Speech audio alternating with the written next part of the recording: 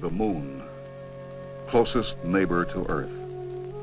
Presently the focus of man's greatest scientific adventure, the first celestial body that will be explored by man.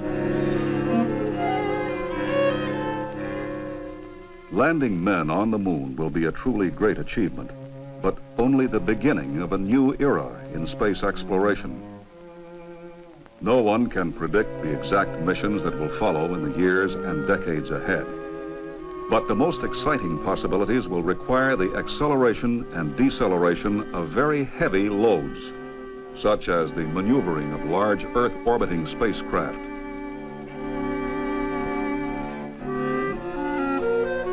The transportation of large amounts of equipment and supplies to the lunar surface, and the sending of heavy spacecraft to the planets. Today's missions are being accomplished with rockets that burn chemical fuels. But chemical fuels are heavy, and the cost of putting each pound into Earth orbit is very high. Nuclear rockets, when perfected, can provide the same propulsion energy with less overall weight. They will expand our ability to explore space. This is the story.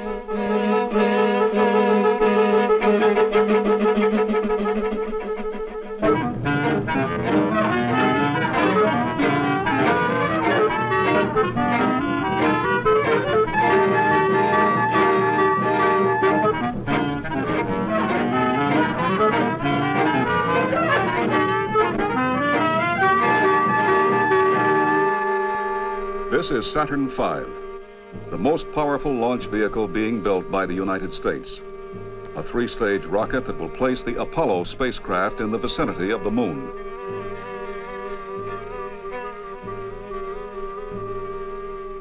The total weight of Saturn V is about 6 million pounds. Its three stages have chemical engines that burn fuel to generate thrust.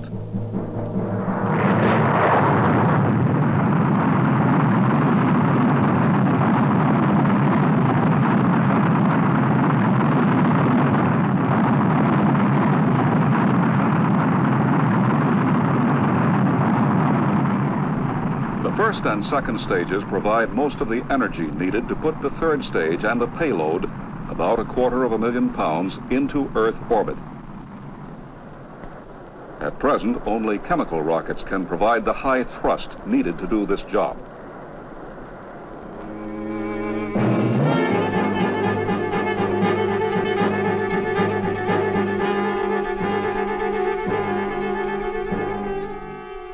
The third stage accelerates the payload to the velocity needed to get it to its destination. Here, travel time and payload weight are determined by the efficiency with which the propellant is converted into thrust. By substituting a nuclear third stage for Saturn V, the velocity of a given payload can be greatly increased, cutting travel time for some missions in half. This is particularly important in sending deep space probes to Jupiter and beyond. Or if shortening travel time is not essential, propellant weight can be traded off for an increased payload weight. This is important for a lunar supply mission, Earth orbital operations, and some unmanned missions to the planets. Why is the nuclear rocket so much better than the chemical rocket? In rocket propulsion, exhaust velocity determines propulsion efficiency. At a given temperature, the lighter the exhaust gas, the higher the exhaust velocity. And the higher the exhaust velocity, the more thrust is generated for each pound of propellant consumed per second.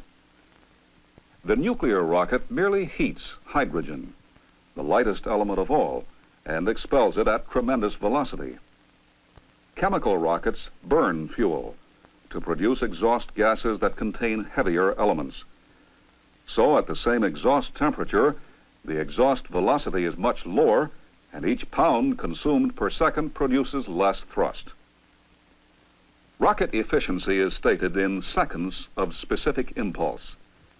This refers to the time in seconds that 1 pound of propellant will deliver 1 pound of thrust. The higher the seconds of specific impulse, the greater the propellant economy. Our best chemical rockets of today are limited to a specific impulse of about 450 seconds, and only slight improvement can be expected. On the other hand, full-scale nuclear reactor tests have achieved 800 seconds, and laboratory tests promise even more, perhaps as much as 900 seconds. This means the nuclear rocket, with its lightweight, high-velocity exhaust, will use propellant about twice as efficiently as chemical rockets. This, then, is the principal advantage of nuclear propulsion.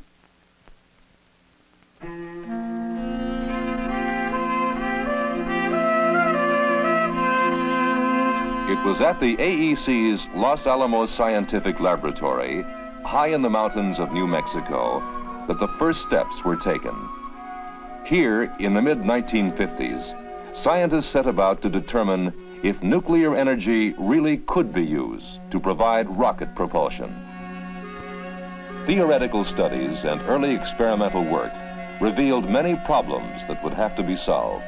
Problems in reactor design, material, radiation, structures, control, to name but a few. The nuclear rocket was found to be feasible. A series of experimental reactors was planned to convert theory into workable hardware. Optimum reactor designs were worked out by analysis. Prototypes were built. A comprehensive test program was started. These reactors, called Kiwi, were to be used to prove out design and operational concepts. They would be built only for ground testing.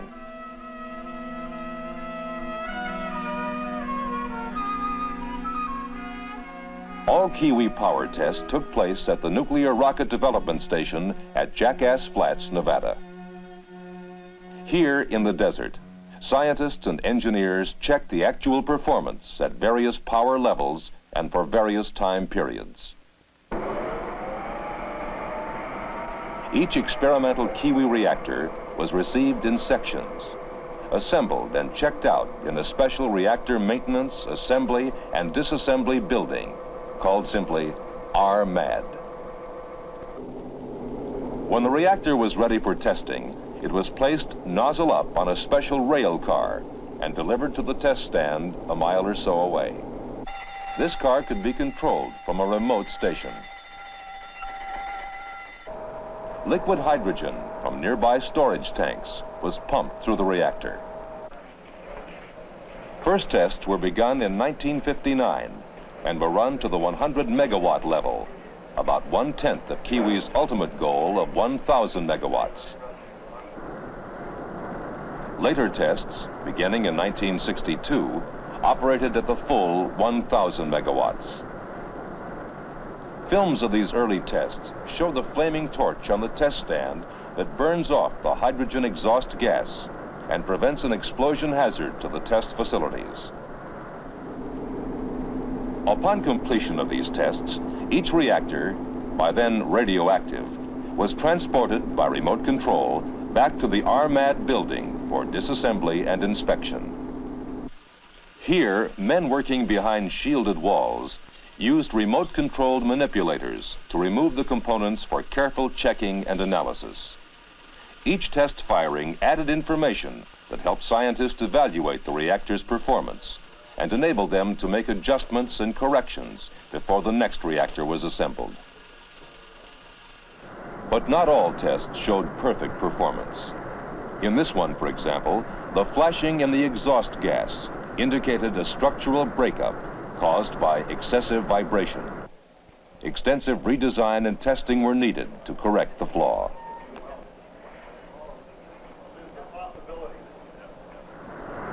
And in this test, a hydrogen leak caused a fire on the test stand. Again, a correction was made.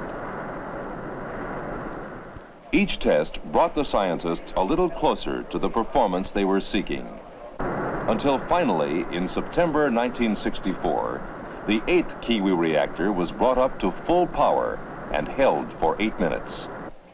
And a few weeks later, it was restarted and operated at full power for 2.5 minutes.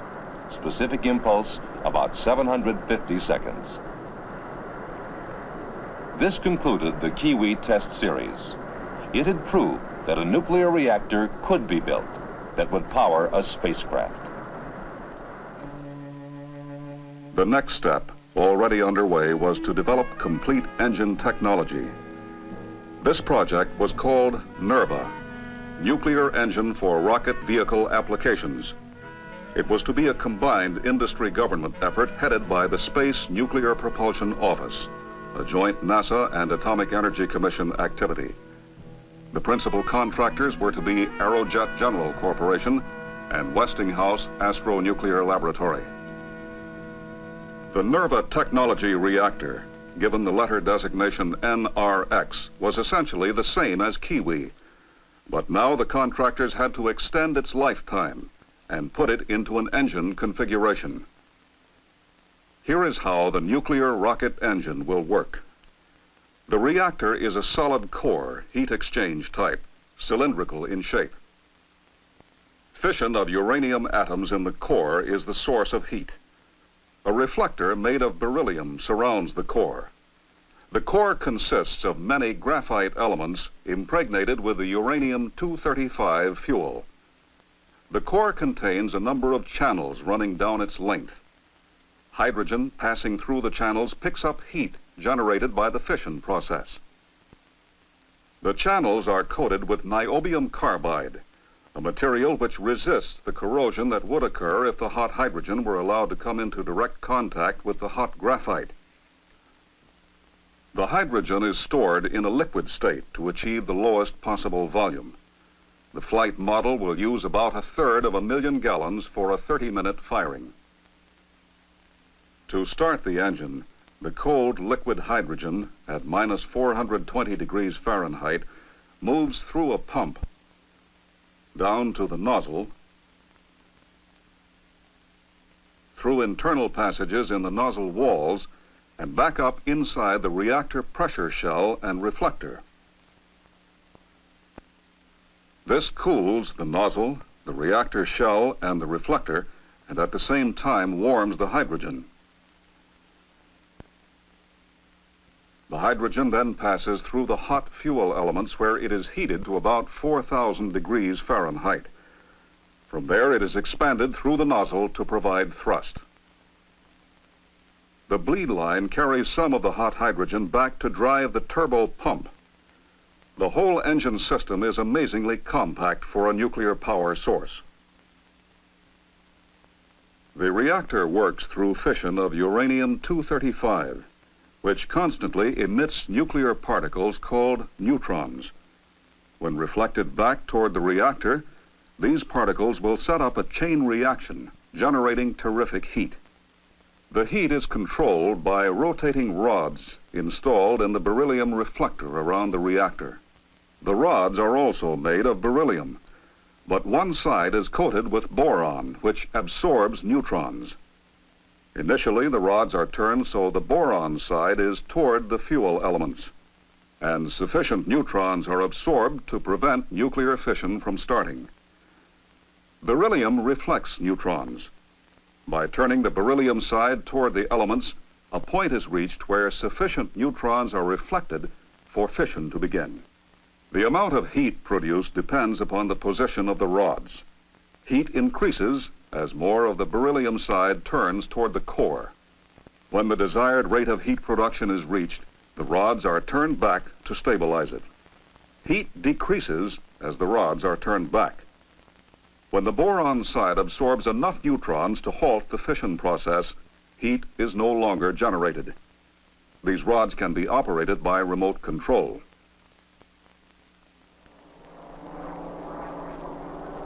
Test facilities for engine components were built near Sacramento, California.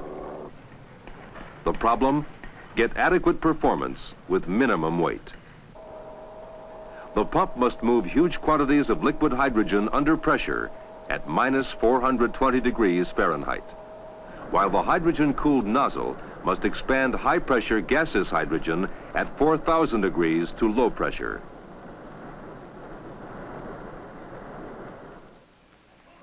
The reactor was designed to meet the structural requirements of ground handling, launch, and spaceflight. In a late 1965 test, it operated intermittently for an hour, including 16 minutes at full power. But in that test, as in all reactor tests before it, the hydrogen had been forced through the reactor by test stand pumping facilities instead of its own turbine-driven pump. In early 1966, the new technology reactor and the chief engine components, including the turbo pump, were assembled for test. It was called a breadboard because they were not arranged as they would be in an actual engine. It would be the first self-starting test, and it was a vital step in the nuclear propulsion concept. This engine test model started perfectly and increased to full power, proving that a nuclear rocket could be started by its own pump. During a 2-month period, it was started and stopped 10 times and operated at different power levels for a total of 110 minutes, 28 minutes at full power. Technology had now advanced to the point where performance limits could be extended.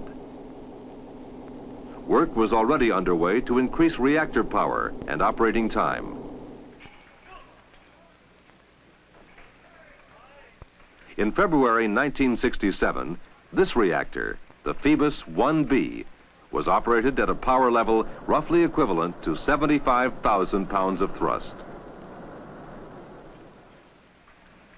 And in December 1967, this reactor, the NRX A6, was operated at full power for an hour. Also in 1967, a new test stand was completed that would permit a test engine to be fired nozzle down into a vacuum chamber below, at least partially simulating the space environment. In early 1968, the first ground test engine was mounted in the new stand. Its success was a new milestone along the long road leading to a flight engine. Heavy shielding was used in this test engine to protect some of the components from intense radiation. In flight engines, all components will be radiation hardened and less shielding will be needed. These tests will complete the technology for a nuclear rocket engine for application to space missions of the late 1970s and beyond. Its thrust will be approximately 75,000 pounds. For missions that require higher thrust, 2 or more of these engines may be used in a single stage, or several engine stages may be assembled side by side. This versatility will give us the capability to perform a variety of advanced missions. Someday, a manned trip to Mars and return may become the mission assignment. Exactly how it would be carried out depends upon a number of factors. But here is one way it might be done with nuclear rocket propulsion, using the technology developed for earlier missions. Using several Saturn V launch vehicles, components of the huge spacecraft would be placed into Earth orbit and assembled. Separate nuclear stages might be provided for each major step of the mission. The first stage might consist of 3 clustered rockets for departure from Earth orbit. 2 other nuclear stages consisting of 1 engine each would be used in the vicinity of Mars. The first stage cluster fires to accelerate the spacecraft to the velocity needed to get to Mars in the time that was decided upon, say 200 days. At burnout, the first stage cluster is jettisoned and goes into orbit around the sun. Mid-course correction is made by chemical rockets.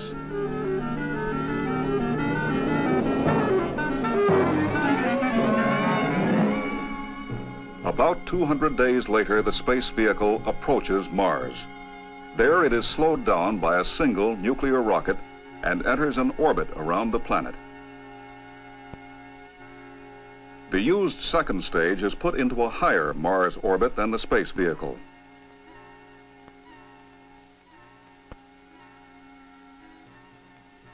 A chemically powered module departs for the planet's surface. For the first time, men from Earth will set foot on another planet.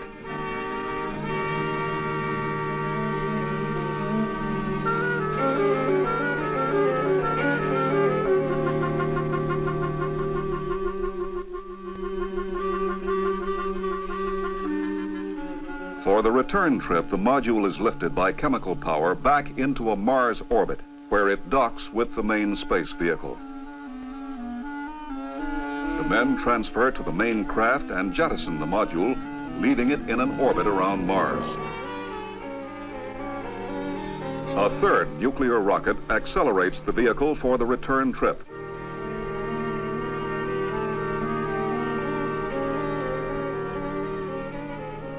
And it is jettisoned.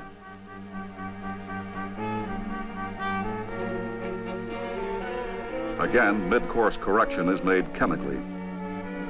Just before reaching the vicinity of Earth, the crew transfers to a re-entry vehicle and jettisons the large spacecraft.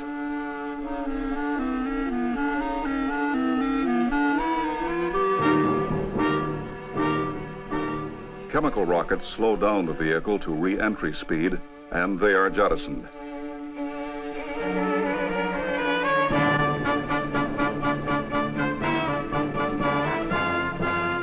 After deceleration through the atmosphere, the re-entry vehicle returns to the Earth's surface by parachute. A trip to Mars and back, for centuries a dream of earthbound men, is now much closer to reality. Of course, there are many, many other problems to be solved before such advanced space missions can be attempted. Life support systems for extended space journeys, more accurate space navigation, communication systems, power supplies, and so forth. But any successful advanced mission must begin with propulsion, the power to get there and back. Lower overall weight, larger payloads, shorter travel time. These are the chief advantages of nuclear propulsion. The technology needed to build a nuclear rocket is well advanced. It will be available when this nation determines its next great objective in space.